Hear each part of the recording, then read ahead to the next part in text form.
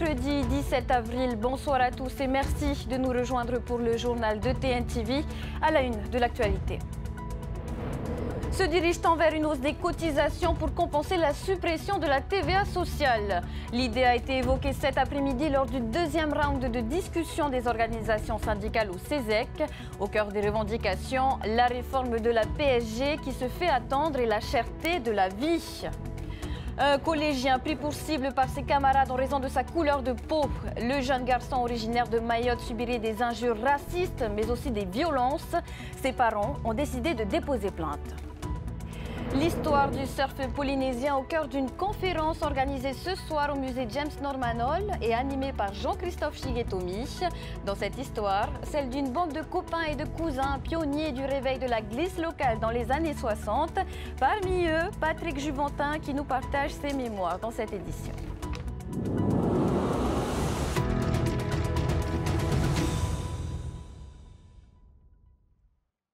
Les syndicats affinent les 5 revendications qu'ils présenteront au gouvernement le 1er mai. Hausse de salaire, cherté de la vie, caisse de chômage, emploi local et surtout protection sociale généralisée. En attendant la fameuse réforme, les organisations de travailleurs ont commencé à faire des calculs et à défaut d'une forte croissance, ils redoutent l'option d'une hausse des cotisations. Les précisions avec Esther Cuneo et Héloïse Girard. 1,8% pour la retraite et 2% pour la maladie, soit l'équivalent d'à peu près 7 milliards. Voilà l'augmentation qu'il faudrait appliquer sur les cotisations sociales pour compenser le manque à gagner de la suppression de la TVA sociale. C'est en tout cas l'une des options envisagées à contre-cœur par les administrateurs de la CPS pour maintenir les comptes à l'équilibre. C'est un sujet majeur puisque la PSG, ça comporte essentiellement pour nous en tant que les salariés la retraite et la maladie.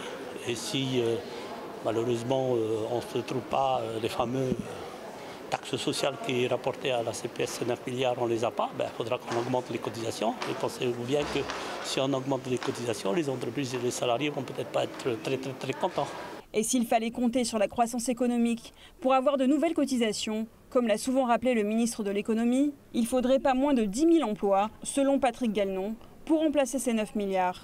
Vous savez qu'un SMICAR rapporte en cotisation à la CPS 900 000 francs, grosso modo 895 000 francs à la CPS. Donc faites le calcul, 895 000 balles, 15 000 francs par an, ça fait 10 000 emplois. Voilà. La seule proposition que j'ai entendue, c'est qu'on table sur la croissance. Voilà, donc la croissance, c'est 10 000 SMICAR en plus, c'est passer les 6 000, 7 000. Faut pas tenter en salarié et voilà, autrement pour une taxe nouvelle. Dans les rangs des partenaires sociaux, on se demande même si les ateliers de travail sur la réforme ont vraiment lieu. La PSE est au centre de la préoccupation et je m'étonne pourquoi je ne vois rien venir, quoi. Donc effectivement, on s'inquiète parce qu'avec effectivement l'annulation de la TVA sociale, effectivement, il faudra trouver les recettes nécessaires pour arriver à boucler les budgets en fin d'année pour l'exercice 2025. Mais c'est là où on ne va pas se laisser faire. Enfin, les syndicats craignent également de voir revenir sur le tapis l'idée d'une hausse de la CST. Ils ont parlé de remplacer la TVA sociale par une augmentation de la CST en partie. Donc nous serons très vigilants parce que pour nous, il n'est pas question de voir augmenter en plus de la pression des prix, la pression fiscale. Et pour nous, c'est une ligne rouge à ne pas franchir. À l'occasion du 1er mai, les syndicats espèrent être entendus. Imaginez votre enfant traumatisé, apeuré à l'idée d'aller à l'école. C'est pourtant ce que vit la famille d'un jeune collégien harcelé et martyrisé dans son établissement scolaire à cause de sa couleur de peau. Une famille qui tire aujourd'hui la sonnette d'alarme. Mérité Ato s'est penché sur cette affaire. Reportage. Installée en Polynésie depuis 4 ans, cette famille originaire de Mayotte était heureuse jusqu'à l'entrée en 6e de leur fils aîné cette année. Insultes, remarques dégradantes, gestes humiliants. C'est ce qu'a vécu ce petit homme dès son arrivée il y a 7 mois. et la situation s'est dégradée depuis. Les présumés harceleurs des élèves du même établissement se mettent désormais à le rouer de coups gratuitement. Il me dit qu'une fois il était assis sur un banc, il y a un élève qui est venu lui dire descends de là parce que par rapport à ta couleur de peau, tu n'as pas le droit de s'asseoir sur le banc. Tu dois t'asseoir par terre, salle noire, cheveux de tapis, c'est des trucs qu'on lui dit. Non, il n'y a pas eu que des mots. On lui avait aussi renversé de l'eau. Cet élève même là, on lui a renversé de l'eau parce que il a eu des coups de pied. Son père est venu le chercher. Il était à l'arrêt du bus du collège. Il y avait une bande d'élèves qui était à côté. Ils l'ont tapé. Et mon mari est arrivé à temps. Il a vu l'action. Après plusieurs mois et de nombreux signalements à la direction, la mère de la victime finit par se confier à son entourage. Et c'est sa belle-sœur, une Polynésienne elle-même mariée à un Maoré et maman de 2 jeunes adolescents, qui tire la sonnette d'alarme sur les réseaux sociaux. Ça me touche énormément. Les petits l'ont subi, mais pas fortement, pas le degré qu'il y a aujourd'hui. Hein. Et parce que nous les avons aussi appris aussi à se défendre aussi. Et beaucoup d'échanges aussi dans notre petit foyer aussi, on communique beaucoup. La publication n'échappe pas au collège en question. Si la direction a bien convoqué les parents de l'un des mis en cause, pour la mère de la victime, ça ne suffit pas. Moi, j'aurais bien aimé qu'on m'appelle pour que je parle avec ces parents-là, pour qu'on parle tous ensemble. Et on m'a dit au collège que c'est réglé, l'affaire est réglée. Et réglé comment? Je ne sais pas. L'affaire est réglée, c'est tout. Maître Dumas, avocat exerçant depuis 10 ans au Fénois, assure que ce type de cas est rare. Il a eu à traiter seulement 2 cas de racisme et 1 de harcèlement scolaire. Concernant les cas de harcèlement scolaire, ça, il faut savoir que quand même c'est un phénomène qui existe de tout temps, hein, mais qui est sans doute qui a été renforcé par les réseaux sociaux et qui de toute façon est prise au sérieux que très récemment, hein, puisque c'est que depuis 2022-2023 véritablement qu'on médiatise, que l'on s'intéresse à la chose. Il est certain en tout état de cause que l'établissement sera jugé à sa capacité à avoir fait cesser les agissements. Donc effectivement, si les faits ont cessé et ne se répètent pas, d'un certain côté, l'établissement aura fait ce qu'il fallait. Après, encore une fois, il y a toujours la possibilité pour les parents de déposer plainte au pénal. Pour les parents de la jeune victime, le dépôt d'une plainte était une évidence. Aujourd'hui, l'enquête est en cours. Elle devra permettre de déterminer le rôle de l'établissement. Si les enquêteurs, dans le cadre de l'enquête, visent à considérer que l'établissement scolaire n'a rien fait, alors qu'il avait parfaitement connaissance des faits de harcèlement, par exemple, et que de par son incurie, il a permis la commission répétée de ces actes de harcèlement, il peut être poursuivi, le principal peut être par exemple poursuivi pour des faits de complicité. Finalement, les parents de la victime sont invités dès demain à une rencontre avec la direction qui n'a pas souhaité répondre à nos questions pour le moment. Pourquoi partir en Europe faire ses études lorsque le Pacifique offre un panel de choix? Nos étudiants sont de plus en plus demandeurs d'opportunités chez nos voisins et l'Université de Polynésie compte bien aller dans leur sens. L'établissement élabore une sorte d'Erasmus du Pacifique. En attendant sa création, certains étudiants prennent contact avec des associations pour déployer leurs ailes dans la région. Les détails avec Emma Mathieu. Faire un bout de son cursus universitaire à Hawaï, en Nouvelle-Zélande ou encore en Australie, ce sera bientôt possible pour certains étudiants de l'UPF. Alors l'idée c'est que au sein du projet Narwa, qui est un projet sur 8 ans de transformation de l'université, il y a un volet internationalisation qui se décline à de plusieurs manières. Et en particulier l'une de ces manières, c'est d'essayer de favoriser la mobilité étudiante, aussi bien entrante, donc des étudiants étrangers de la zone Pacifique qui viendraient faire des études ou un semestre, un mois, etc. chez nous, que sortantes, nos étudiants à nous, qui partiraient en études dans les universités partenaires du Pacifique. La suite, ça serait d'essayer de monter des co-diplômes. Dans un premier temps, on cherche à travailler avec les grands pays de la zone et dans un deuxième temps, on élargira le système aux petits États insulaires du Pacifique, Fidji, Vanuatu, Samoa, etc. Les premiers étudiants de ce programme d'échange devraient partir d'ici 1 an. En attendant, en marge du projet Narua, des organismes tentent de connecter les jeunes du Pacifique. C'est le cas de l'association PAIA qui a désormais une antenne en Polynésie, mais encore peu de membres. Pacific Australia Youth Association essaye de créer des partenariats avec des institutions, des entreprises un peu partout dans le Pacifique. et des événements comme des workshops tout au long de l'année. Et leur plus gros événement qui est le sommet des jeunes leaders et qui se déroule une fois par an. Pendant les sommets, en général, on fait des travaux communs en groupe et ils essayent de nous donner des problématiques et on essaye de trouver des solutions. Même après le sommet, on continue à garder contact et on essaye de mettre en place les projets sur lesquels on avait réfléchi en fait. L'association aimerait organiser son sommet 2026 au Fénois.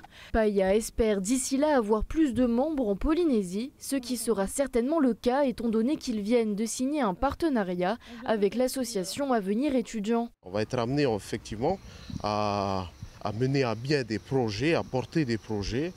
Je pense par exemple à des conférences, éventuellement des stages que pourraient effectuer nos étudiants de l'UPF à l'extérieur, c'est-à-dire dans leurs universités. Ce partenariat, à mon avis, promet beaucoup de choses et je pense que portera ses fruits d'ici les années à venir. Pour les jeunes désireux de nouvelles aventures qui hésitent encore à se lancer, l'ambassadrice de la Polynésie rassure. Peut-être qu'au début ça fait peur de parler en anglais, de rencontrer d'autres personnes, mais ça te permet en fait de partager avec eux des points de vue, des convictions et peut-être d'essayer de trouver des solutions à des problématiques communes à nos pays respectifs en fait.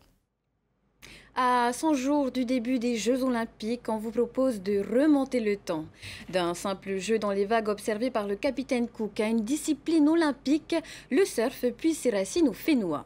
L'historien Jean-Christophe Chigetomi retrace l'histoire du surf tahitien ce soir lors d'une conférence au musée James Norman Hall. Une histoire indissociable de celle d'une bande de copains et de cousins de Tahiti, les pionniers de l'ère du surf contemporain dans les années 60-70. Parmi eux, Patrick Juventin, rencontre avec Thomas Chabrol. La quête de la vague pour s'amuser et profiter pleinement de l'océan. Patrick Juventin, 70 ans aujourd'hui, se remémore ses souvenirs d'adolescent. À 13 ans, il récupérait les longues planches de surf de son cousin lorsqu'il chutait dans l'eau sur les spots de Tahiti. Et je servais comme caddie pour ramasser les planches que les gars perdaient et qui allaient se fracasser sur les cailloux. Il n'y avait pas de liche à l'époque. Mais bon, on avait aussi la possibilité, quand ils avaient fini de surfer, ils nous laissaient la planche pour aller glisser la mousse. Donc c'est comme ça aussi que j'ai commencé à sentir les sensations de glisse sous les pieds. Cette passion pour le surf prend un véritable élan lorsque la bande de copains rencontre une équipe de tournage américaine à Aroué. Les protagonistes surfent avec des longboards. Patrick ne le sait pas encore, mais avec son groupe, ils vont devenir les pionniers du surf contemporain à Tahiti. Tout est à découvrir tant sur les techniques que sur le matériel. Le premier club de surf, le Tahiti Surf Club, est officiellement fondé le 21 juin 1967. Où les planches faisaient 10, 12, 13 pieds, jusqu'à 16 pieds. C'était des monstres, avec des rives, une seule dérive qui fait presque 30 cm. C'était très dur à surfer, je ne vous cache pas. Les surfeurs de l'époque se retrouvent à Aroué, Papeete ou encore à Punaoya, ici à la Pointe des Pêcheurs.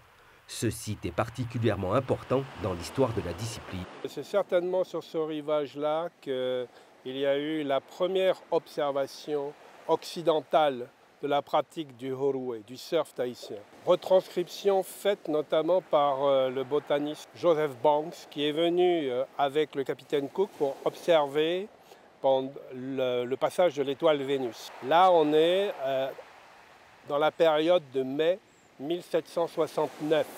La Polynésie, le berceau du surf, près de 200 ans plus tard, après le tabou imposé par les missionnaires anglais, les années 60-70 marquent la renaissance de la glisse. Patrick Juventin surfe sur ses premiers titres en compétition. Au début, c'est des compétitions entre copains, c'est-à-dire je te juge, c'est une série de 3. Bon, allez, les gars, c'est fini, autour des autres, et les autres viennent juger les autres. Mais après, le club, avec les relations qui vont commencer à se faire avec la Fédération française, donc des licences, des assurances. Et donc là, on va commencer à mettre ça en place, avec des règles de jugement. On va commencer à être plus sérieux. Jeune prodige du surf, avec une soif de découverte et de liberté, Patrick décroche 4 titres de champion de France dans les années 70. Avec ses planches, il participe aussi aux championnats d'Europe et il sera même sélectionné pour les championnats du monde. Amoureux du surf, il deviendra par la suite l'un des premiers shapers de Tahiti. Tahiti qui accueillera justement les épreuves de surf de ces JO. Des jeux qui existent depuis l'Antiquité, notamment la lutte, le lancer de poids ou encore le javelot. Pour les professeurs de latin, l'occasion était trop belle. Ils ont rassemblé plus d'une centaine d'élèves de 7 collèges et lycées pour des épreuves inspirées des Jeux antiques. Oriano Tefao et Mike Liral. 12 épreuves comme les 12 épreuves d'Hercule, le fameux héros grec. Parmi elles, cette course de chars, sans chevaux et sans hippodrome, mais avec les armures des légions romaines. Objectif assumé des profs de latin grec, reconquérir l'intérêt des élèves pour l'Antiquité. Alors il est vrai que le latin est une langue morte qui attire peu les élèves, donc faire des activités concrètes permet de rendre le latin vivant. Des charades, des qui suis-je pour tester les connaissances des élèves sur Zeus. On a aussi créé une véritable maquette de la ville d'Olympie dans l'Antiquité et créé aussi des phrases en latin. Il s'agit de les replacer au bon endroit sur la maquette, donc il faut d'abord traduire les phrases. Les mythes fondateurs des cultures polynésiennes, grecques et romaines, ont beaucoup en commun et certaines épreuves sportives se ressemblent aussi. Le lancer de javelot se transforme en patiafa, jetant des passerelles entre Rome et les Tuamotu. Et nos gladiateurs d'un jour s'affrontent aussi dans ce mini-colisée constitué d'une corde. Encore. Pas d'objectif de résultat, mais une meilleure connaissance de l'origine des Jeux Olympiques grâce à cette immersion plus de 2000 ans en arrière. Ça sert à plus renforcer nos liens entre nos classes et d'autres collèges et à apprendre plus de culture pour nous. Surtout si ça vient d'une autre langue et ça date de l'Antiquité. Les enseignants profitent de ce regain d'intérêt pour glisser quelques épreuves de latin ou de culture générale comme cette déambulation dans des bâtiments antiques ou des charades en latin. Ces élèves l'ont bien compris, mieux comprendre le passé, c'est mieux préparer l'avenir, mais aussi le bac puisque cette option peut leur apporter des points précieux. Du sport, toujours avec les finales USSP de badminton qui se sont jouées aujourd'hui au gymnase du lycée Paul Gauguin. La compétition a rassemblé près de 70 badistes issus de 5 établissements scolaires et de l'avis de la Fédération tahitienne de badminton, le niveau est en hausse pour ces finales scolaires. Le reportage de Désiré Teivao. Pas de chaussures et pas de problème pour Hereari Patii. Pour sa première participation au final USSP, la jeune fille obtient un premier sacre. Lors de sa finale élite, les 3 sets sont très disputés, mais elle domine sa camarade du lycée de Papara, Poeti, la carte. En vrai, c'était assez rude, assez compliqué parce que de base, je ne fais pas partie d'un club, du coup, et je n'ai pas beaucoup de cardio. Mais en tout cas, même si c'était compliqué, c'était un beau match et ça m'a fait un plaisir de me battre contre elle à un match simple. Elle a carrément bien joué. Puis voilà, on est toutes les deux sur le podium, donc non, je suis très contente. Chez les garçons, Keali Itaurua du lycée de Tarawa était attendu. Tenant du titre et médaillé de bronze aux Océaniens en février, il a tenu son rang. En finale élite, il bat en 2-7 Manouari Pierre du lycée Paul Gauguin. Un peu de faute sur les services, il faut travailler ça encore en entraînement, mais sinon, non, un jeu plutôt posé, centré sur l'attaque et un peu de jeu au filet, mais sinon, non, j'étais cool. Niveau en finale, il est plutôt pas mal. Après, on ne peut pas le comparer au niveau fédéral comme les compètes en élite ou en D, mais non, c'est un niveau plutôt pas mal pour les compétitions scolaires. Le président de la Fédération tahitienne de badminton a assisté à ces finales scolaires. L'occasion de faire du repérage et de constater la bonne santé de sa discipline. Le niveau est vraiment sympa, notamment global, pas que certains. Là, c'est vraiment en train de monter.